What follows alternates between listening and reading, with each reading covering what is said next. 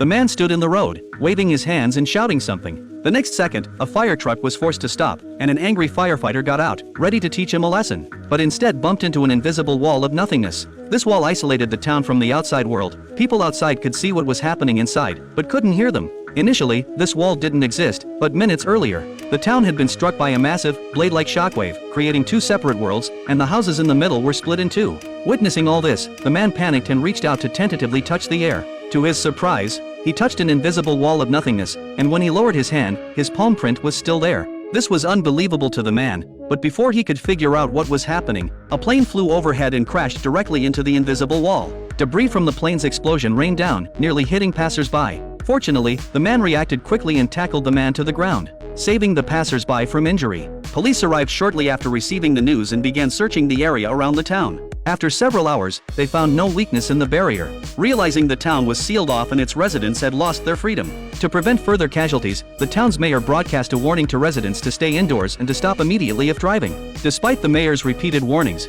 some people disregarded the danger and attempted to leave the town. Just as they reached the intersection, a truck crashed directly into the invisible barrier, a horrific scene. Fortunately, the woman reacted quickly and braked, saving her family of 3. Before she could even catch her breath, her daughter suddenly collapsed to the ground, convulsing and uttering strange words. They rushed her to the town's hospital, but it was already overcrowded. Soon after, the army, fully armed and equipped with advanced technology, arrived and conducted a comprehensive investigation of the town, but to no avail. Even high-pressure water cannons couldn't penetrate the barrier. Not even a single drop of water. Night fell quickly. For the safety of the town's residents, the sheriff patrolled the edge of the barrier throughout the night. Out of curiosity, he placed his hand on the barrier, but the next second, his pacemaker suddenly exploded, and he collapsed to the ground in agony. After the sheriff's death, the town's residents panicked. They realized that the wall was far more dangerous than they had imagined, so they frantically tried to escape. But no matter what they tried, they couldn't escape this sealed cage. Even the tunnel 200 meters underground was blocked by an unfathomable, transparent wall of air.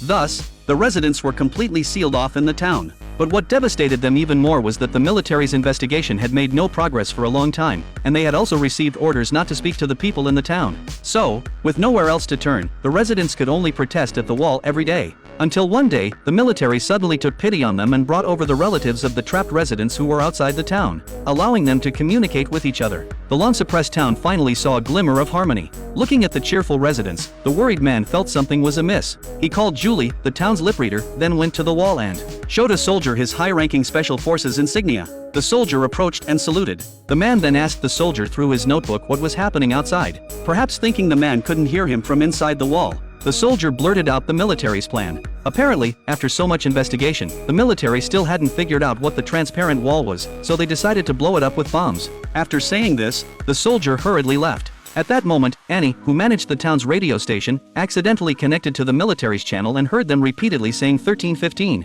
Combining this with what the soldier had said, the man, with his military background, immediately understood that the military was going to launch bombs at the town at 1:15. Therefore, he and the mayor quickly organized the residents to take shelter in the town's underground shelters. However, some people refused to hide and wanted to face the apocalypse calmly.